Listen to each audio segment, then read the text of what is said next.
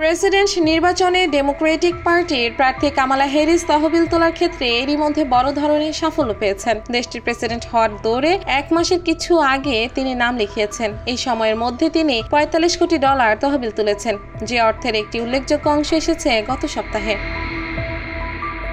Kamala Harris বর্তমানে আমেরিকার vice president. গত সপ্তাহে ডেমোক্রেটিক পার্টি ন্যাশনাল কনভেনশনে তার প্রার্থিতা চূড়ান্ত হয়েছে। ওই সম্মেলনের সময় থেকেই বড় পরিমাণে তহবিল আসা শুরু হয় বলে জানিয়েছে কামালা হ্যারিসের প্রচারণা শিবির। রয়টার্স জানিয়েছে কেবল গত সপ্তাহে আসা তহবিলের পরিমাণ ছিল $8,20,00,000।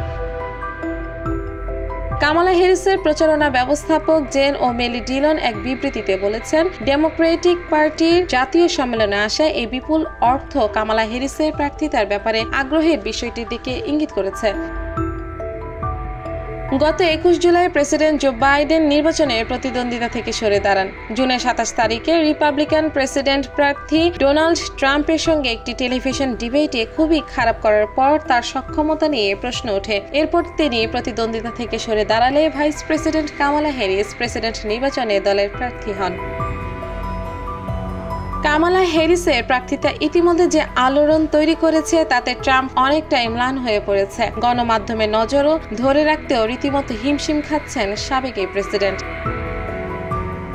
চলতি সপ্তাহে হ্যারিস ও তার ভাইস প্রেসিডেন্ট প্রার্থী টিম ওয়ালস তাদের প্রচারণা চালাবেন জর্জিয়ায়। এটি হবে বাসে করে প্রচারণা। আগামী 5 নভেম্বর যে নির্বাচন হতে চলেছে তাতে এই স্টেটে গুরুত্ব বেড়েই চলেছে।